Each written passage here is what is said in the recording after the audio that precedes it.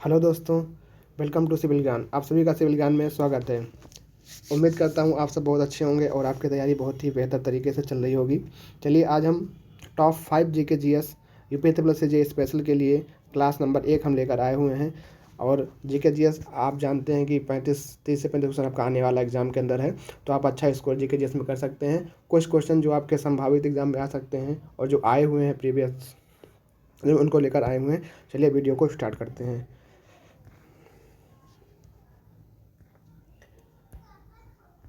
चलिए देखते हैं पहला क्वेश्चन आपका क्या है।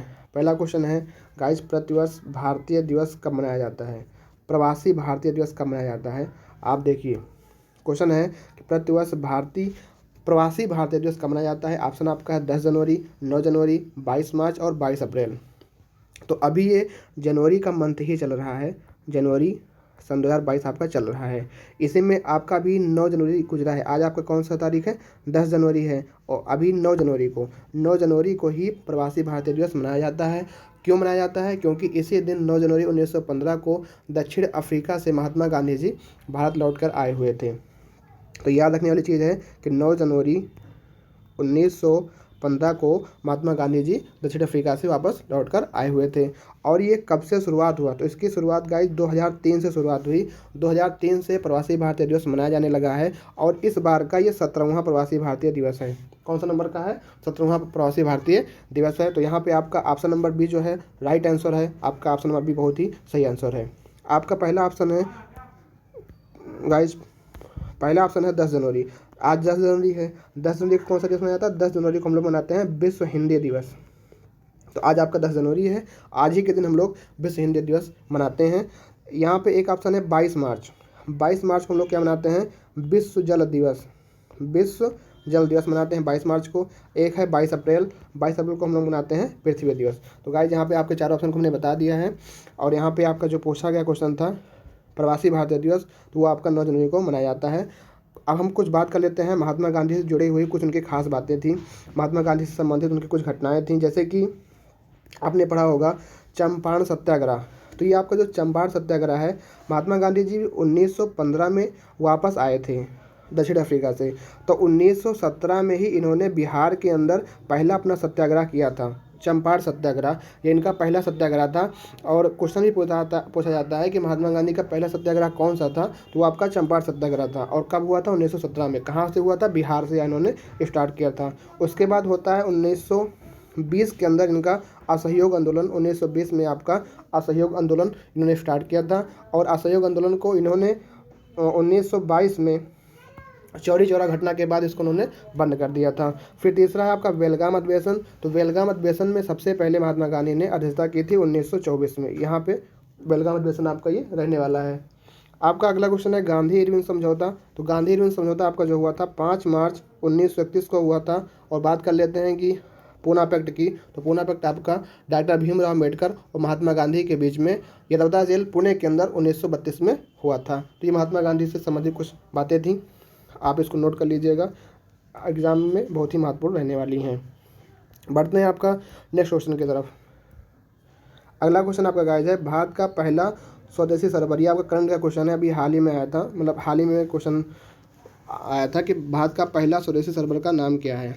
आप लोग बताइए तब तक, भारत का पहला स्वदेशी सर्वर का क्या नाम है?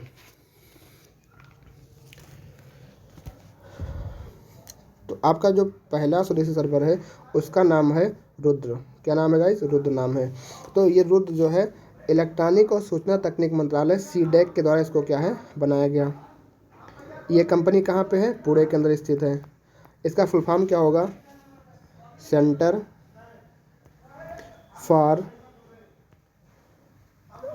For developing advance computing.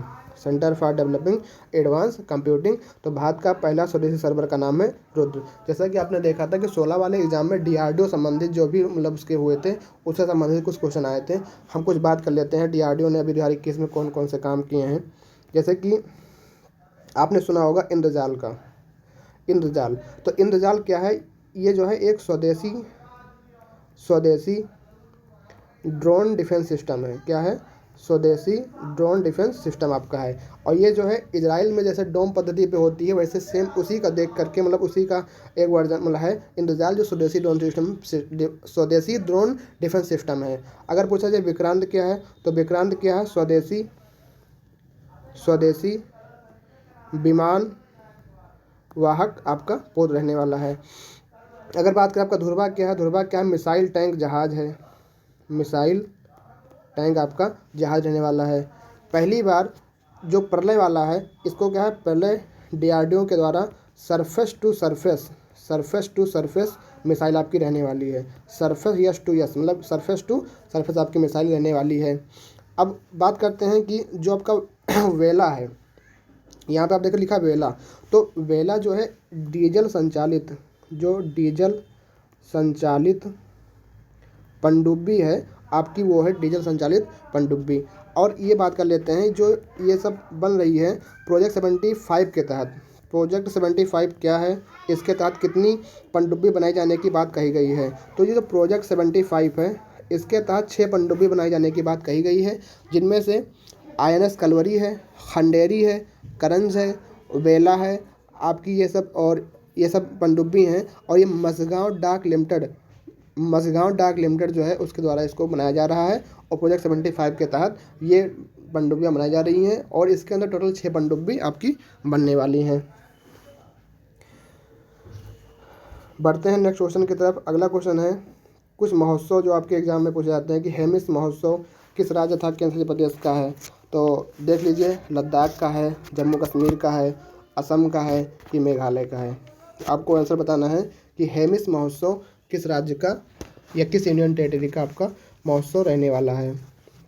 तो हम बात कर लेते हैं हेमिस महोत्सव की। आपका जो हेमिस महोत्सव होता है ये कहाँ का है, लद्दाख का आपका हेमिस महोत्सव रहने वाला है। ठीक है, आप बात करते हैं लद्दाख रहने वाला है, जम्मू कश्मीर का नहीं। ठीक है, तो ये लद्दाख का आपका हेमिस महोत्सव रहने वाला है। तो ये जो हेमिस महोत्सव लद्दाख होगा, एक महोत्सव होता है आपका लोसार महोत्सव। तो लोसार महोत्सव भी आपका कहाँ का रहने वाला है, लद्दाख का रहने वाला है। ठीक है, ये आपका देखिए लोसार महोत्सव कहाँ का है, ये भी आपका लद्दाख का रहने वाला है। थाई पुसम त्यौहार कहाँ का है, तो तमिलनाडु का है आपका थाई पुसम त्यौहार। मकरविलक्कू कहाँ का है, तो आपका केरल का मकरविलक्कू त्यौहार है। बथुकम्बा कहाँ का है, तेलंगाना का है बथुकम्बा त्यौहार। और एक क्वेश्चन है हरेली और हरेला फेस्टिवल, ये भी ध्यान रखने वाला चीज़ है कि हरेली फेस्टिवल कहाँ का है। तो हरेली जब पूछे छत्तीसगढ़ का है, ठीक है, हरेली छत्तीसगढ़ का, और हरेला कहाँ का है, उत्तराखंड का है। गाइज ये चीज़ ध्यान रखना है, हरेली फेस्टिवल कहाँ का है, छत्तीसगढ़ का है, और हरेला कहाँ का है, उत्तराखंड का है। तो ये आपके कुछ महत्वपूर्ण फेस्टिवल थे। अब बात कर लेते हैं कि ट्विटर के नए CEO भी बने हुए हैं। तो ट्विटर के नए CEO कौन हैं, पराग अग्रवाल हैं। पराग अग्रवाल जी आपके ट्विटर के नए CEO हैं। गूगल के कौन हैं, तो गूगल के सुंदर पिचाई जी हैं। अमेजोन के कौन हैं, तो एंडी जैसी अमेजोन के हैं। फेसबुक के कौन हैं, तो फेसबुक के जो है देखो, फेसबुक के जो MD एंड CEO जो हैं मार्क जुकरबर्ग वही हैं। और जो इसके क्या कहते हैं, इसका अभी नाम चेंज हो गया, इसका नया नाम क्या है, मेटा। इसका नया नाम क्या है, मेटा इसका नया नाम है। बात कर लेते हैं माइक्रोसॉफ्ट के संस्थापक। तो भैया संस्थापक जो है वो तो बिल गेट्स हैं। कौन है, बिल गेट्स इसके संस्थापक हैं। अगर CEO की बात करें तो सत्या नडेला है, सत्या नडेला। फेसबुक का नया नाम भैया मेटा हो गया, ये ध्यान रखिएगा, मेटा। ठीक है, और संस्थापक कौन है इसके, बिल गेट्स हैं, और CEO इसके सत्या नडेला रहने वाले हैं। ठीक है, अगला देख लेते हैं।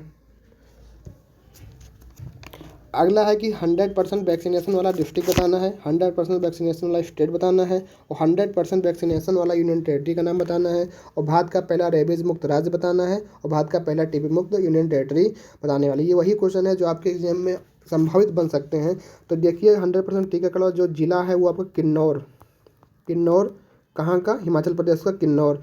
ये आपका 100% टीकाकरण वाला जिला हो चुका है। अगर राज्य की बात करें तो ये आपका हिमाचल प्रदेश है। अगर यूनियन टेरिटरी की बात करें तो अंडमान निकोबार, कौन सा, अंडमान निकोबार रहने वाला है। और रेबीज मुक्त राज्य की बात करें तो ये आपका गोवा हो जाता है। और TB मुक्त अगर राज्य की बात करें तो ये आपका लक्षद्वीप हो जाता है गाइज। तो ये आपके कुछ महत्वपूर्ण टॉप 5 GK हमारे थे जो आपके एग्जाम के लिए बहुत ही इंपॉर्टेंट रहने वाले हैं। ठीक है, वीडियो अगर आपको अच्छी लगी वीडियो को लाइक करिए और ज़्यादा से ज़्यादा लोग पर आपको शेयर करना है, और चैनल को अगर आप चैनल पर नए हैं तो उसको सब्सक्राइब भी करना है। Thank you. जय हिंद, जय भारत।